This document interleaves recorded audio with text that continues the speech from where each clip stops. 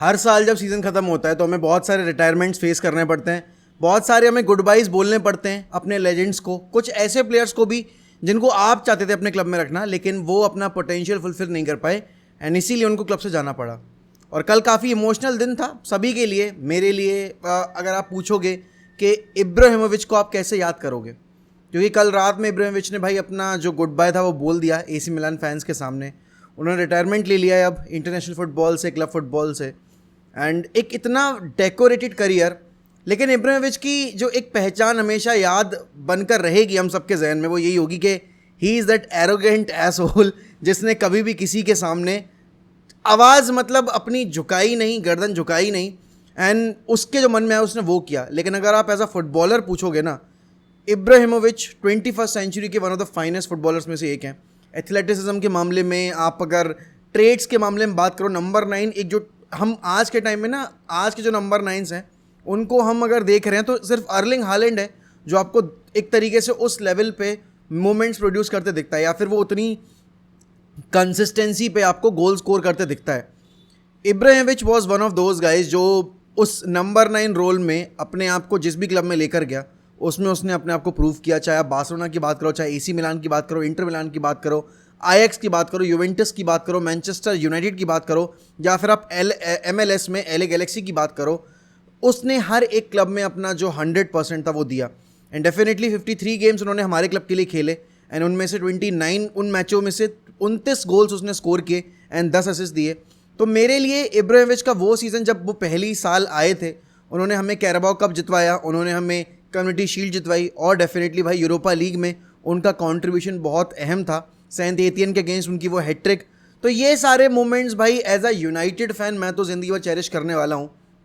लेकिन इब्राहिमोविच की लेगेसी आज लोग उतनी ज़्यादा सेलिब्रेट नहीं करते, क्योंकि उनको ये लगता है कि जिस प्लेयर ने चैम्पियंस लीग नहीं जीती, जिस प्लेयर ने वर्ल्ड कप नहीं जीता, उसकी उतनी सिग्निफिकेंस रही नहीं वर्ल्ड फुटबॉल में। और इसीलिए इब्राहिमोविच को हमेशा लोग, जैसे मैंने बोला ना कि एरोगेंट एसोल की तरह जानते हैं। भाई ही वॉज अ कैरेक्टर। इन कल रात में जिस जैसा रिसेप्शन आपने देखा ना, जो एसी मिलान फैंस ने उसको दिया, जिस तरीके का एक goodbye AC Milan fans ने उसको दिया, I never expected Ibrahimovic to cry. लेकिन वो कल इब्रा ने अपने उन मोमेंट्स में वो भी काफ़ी इमोशनल था। Sandro Tonali was crying, every player that was on the pitch, वो मिलान की टीम का, दे वर इन टीयर्स। तो आपको पता चलता है यार कि इतना मतलब एक ऐसा इंसान जो बाहर से आपको एरोगेंट लग रहा है, लेकिन जब वो जिनके साथ रहता है उसकी कितनी वैल्यू करते हैं वो लोग, राइट। जब यूनाइटेड में इब्रा आया था उसने पूरा कैरेक्टर चेंज किया था टीम का, एंड उसके वो इंटरव्यूज़ एंड वो मैच विनिंग मोमेंट्स, वो सारी चीज़ें यार। मतलब आप अगर इब्रा को याद करना चाहते हो, आप बस एक ही चीज़ बोलोगे, he was the ultimate winner. ठीक है, CUCL नहीं जीत पाया, बट ऐसे बहुत सारे प्लेयर्स हैं जो अपने करियर में बहुत कुछ नहीं जीते। अगर आप इंडिविजुअल प्रेजेंस की बात करोगे तो Ibrahimovic was definitely one of those guys जो अगर आपकी ड्रेसिंग रूम में, तो सामने वाली टीम हमेशा खौफ में रहती थी। वो उसकी फुटबॉलिंग ब्रिलियंस की वजह से भी, और एक और ट्रेट उसकी, he was the ultimate leader. जब तक वो पिच के ऊपर है आपकी टीममेट को कोई हाथ नहीं लगा सकता। वो आपकी टीम मतलब अपनी टीम के और अपनी टीममेट्स के लिए किसी से भी भिड़ सकता था। तो मुझे नहीं पता कि आप लोग कैसे इब्रा को याद करके रखोगे, लेकिन for me he will always be one of the finest footballers to grace the game. And definitely United का वो एक सीज़न, अगले सीज़न में वो उतना खेल नहीं पाया, बट यूनाइटेड के लिए वो जो उसने एक सीज़न हमें दिया था भाई, उसके लिए हमेशा उसका शुक्रगुजार रहूँगा। और एक लेजेंड ने जहाँ पर फुटबॉल को अलविदा कह दिया, तो दूसरे लेजेंड ने अपने 14 साल के एक लॉन्ग लास्टिंग करियर को अलविदा बोला। करीम बेंजेमा की अभी बहुत सारी रिपोर्ट्स आ रही थी कि Karim Benzema might leave Real Madrid, he might join Al Ittihad, Saudi league में जाकर वो ज़्यादा पैसे के लिए खेलना चाहते हैं, ऐसी चीज़ें। और अभी 2 दिन पहले जब अभी उनकी एक अवार्ड सेरेमनी थी जो मार्का ने होल्ड की थी, तो उसमें उन्होंने बोला था कि ये सारी जो बातें हैं वो सिर्फ आपकी इंटरनेट पे हो रही है, इंटरनेट इज़ नॉट रियल। मैं जब तक नहीं बोलता तब तक वो चीज़ नहीं होगी। एंड कल रात में कन्फर्मेशन आ गया यहाँ पर करीम बेंजेमा की साइड से that Karim Benzema will also leave Real Madrid. अपने आखिरी गेम में ही was on the score sheet as well. Karim Benzema की लेगेसी अनमैच्ड है। हम डी स्टेफानो की बात करते हैं, हम रोनाल्डो की बात करते हैं, हम राहुल की बात करते हैं, कैसियास और रैमोस की बात करते हैं, लेकिन Karim Benzema is the most decorated player in the history of Real Madrid football club.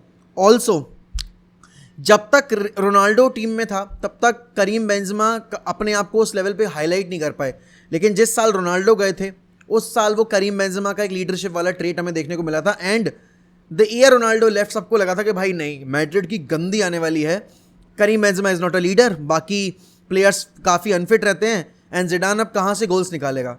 But Karim Benzema in the next 3-4 seasons ही perform to his level best. और लास्ट ईयर का तो उसका कैंपेन हमेशा याद किया जाएगा। मतलब आपने 2 लगातार मैचेस में हैट्रिक स्कोर की, आपने ग्रुप स्टेज में 10-11 गोल स्कोर किए थे, इन टोटल आपने आई थिंक 15 गोल स्कोर किए थे पूरे यूसीएल कैंपेन में। He has ended his Real Madrid career as the second highest goal scorer as well as the highest assist provider in the history of Real Madrid football club. और Madrid की legacy में इतने सारे बड़े बड़े players खेल चुके हैं, इतने बड़े बड़े नाम वाले प्लेयर्स खेल चुके हैं, और उस उतनी बड़ी लेगेसी में करीम बेंजेमा ने अपना जो नाम है वो सुनहरे अक्षरों में दर्ज कराया है।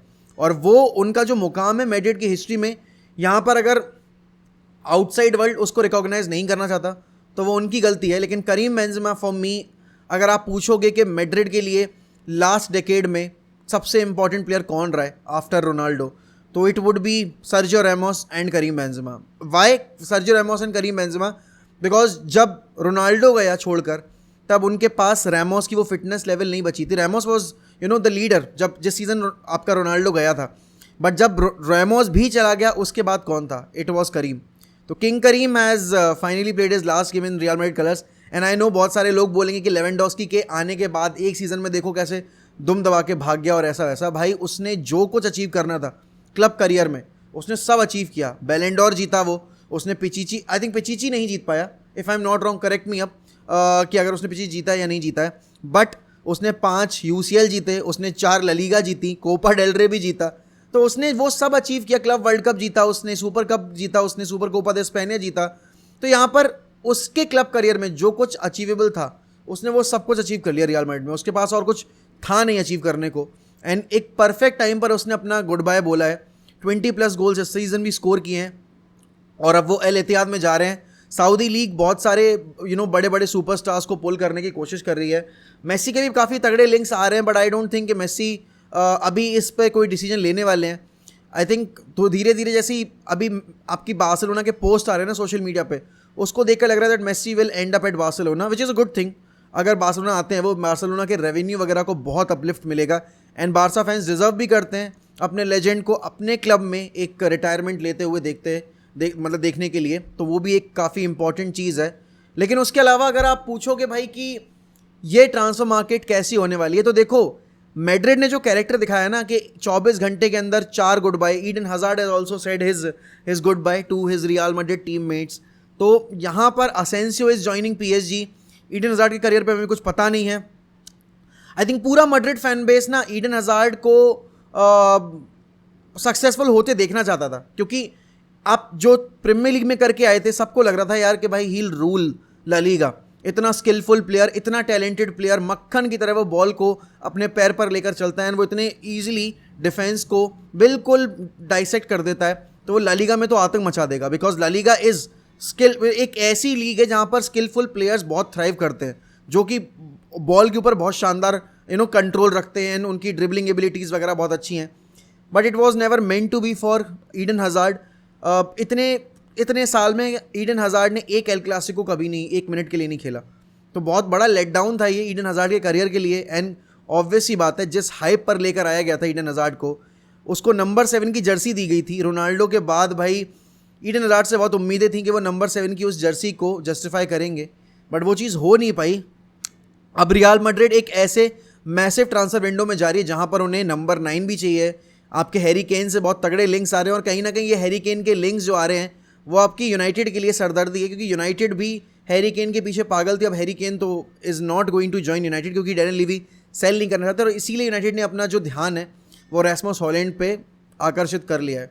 But we have to wait for it. बाकी अगर यूनाइटेड के रिगार्डिंग आप अपडेट की बात करोगे तो देखो, डेविड डेहिया को हम बार बार बोल रहे हैं उसको नया कॉन्ट्रैक्ट नहीं मिलना चाहिए, डेविड डेहिया को नया कॉन्ट्रैक्ट नहीं मिलना चाहिए, बट हमारे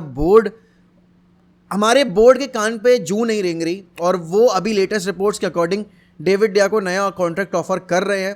और इस बात की कोई एश्योरिटी नहीं है कि डेविड डेहिया नंबर 1 गोलकीपर रहने वाले हैं या नहीं रहने वाले हैं। लेकिन अगर नंबर 1 गोलकीपर नहीं रहने वाले हैं और अगर आप उनको नया कॉन्ट्रैक्ट दे रहे हो और अगर वो वेज अपना लेट्स से कि 200K पर वीक पर एक्सेप्ट करता है, तो 200K पर वीक वाले प्लेयर को आप कैसे बेंच पर रखोगे और फिर आप कैसे अपना जो वेज बिल है वो जस्टिफाई कर रहे हो कि आप आपका जो नंबर 1 चॉइस गोलकीपर है भी नहीं, आप उसको उतने हायर पैकेज पर रखे हुए हो। यहाँ पर अगर आप डियोगो कोस्टा की बात करो तो डियोगो कोस्टा ने करीम बेंजेमा जैसे ही आंसर दिया but that I will die for this club और ऐसा वैसा, एंड इंटरनेट पे सब आवाज़ है, internet on is not real, but हमें पता है भाई करीम बेंजेमा ने ये जब बोला था उसके 24 घंटे 36 घंटे के बाद अपडेट आ गई कि Karim Benzema is going to leave Real Madrid. तो यहाँ पर अगर यूनाइटेड 70-75 मिलियन जो एक डिमांडिंग अमाउंट है आपकी पोर्तो का, अगर वो पे करने को तैयार है तो डेफिनेटली आपका जो डियोगो कोस्टा की डील है वो शायद यूनाइटेड कर ले। उसके अलावा अभी देखो मेसन माउंट के ऊपर जो लास्ट अपडेट थी वो यही है कि United want to have Mason Mount, Chelsea रोकना चाह रही है, पोचेटिनो रोकना चाह रहे हैं, बट मेसन माउंट अपना डिसीजन ऐसा माना जा रहा है कि ले चुके हैं, he wants to move on from Chelsea. अब यूनाइटेड क्या करेगी, मेसन माउंट को साइन या नहीं करेगी, कर पाएगी मेसन माउंट को साइन या नहीं कर पाएगी। ऑल्सो किंगमिन जे के केस में भी यही अपडेट है कि किंगमिन जे आपके यूनाइटेड से लगातार कांटेक्ट में हैं, आपके एरिक टेन हैग कांटेक्ट कर चुके हैं उनसे, प्रोजेक्ट एक्सप्लेन कर चुके हैं, लेकिन अभी भी क्योंकि ओनरशिप पे क्लैरिटी नहीं आई है तो अभी हम अप्रोच नहीं कर पा रहे हैं प्लेयर्स को अपनी फाइनेंशियल इनकेपेबिलिटीज़ की वजह से। तो ये कब तक चेंज होगी उसका पता हमें डेफिनेटली अब चली जाएगा, क्योंकि अब ग्लेजर्स के एंड से क्या डिसीजन आएगा वो आई होप कि इस वीक के अंदर हमें एक क्लैरिटी मिलेगी, बट देखते हैं क्या होता है। बट यार आप लोग डेफिनेटली बताइए कमेंट सेक्शन में कि आप करीम बेंजेमा को उसके कौन से रूप में सबसे ज़्यादा प्रेफर करते थे, जब वो साइड रोल में था रोनाल्डो के अलॉन्ग साइड या फिर जब वो मेन रोल में आया। ऑल्सो आप ज़्लाटन इब्राहिमोविच के करियर को कैसे डिफाइन करोगे, एंड आपकी एक फेवरेट अगर मैं मेमोरी पूछूं बेंजेमा के रिगार्डिंग एंड आपके ज़्लाटन के रिगार्डिंग तो वो क्या होगी, एंड आपके हिसाब से मैड्रिड को कौन से प्लेयर्स लेकर आने चाहिए और आपको क्या लगता है कौन कौन से प्लेयर्स अभी और क्लब छोड़ के जा सकते हैं। With that I take a leave, मिलते हैं अगली वीडियो में, तो goodbye, take care, up the fucking Reds, glory glory Man United.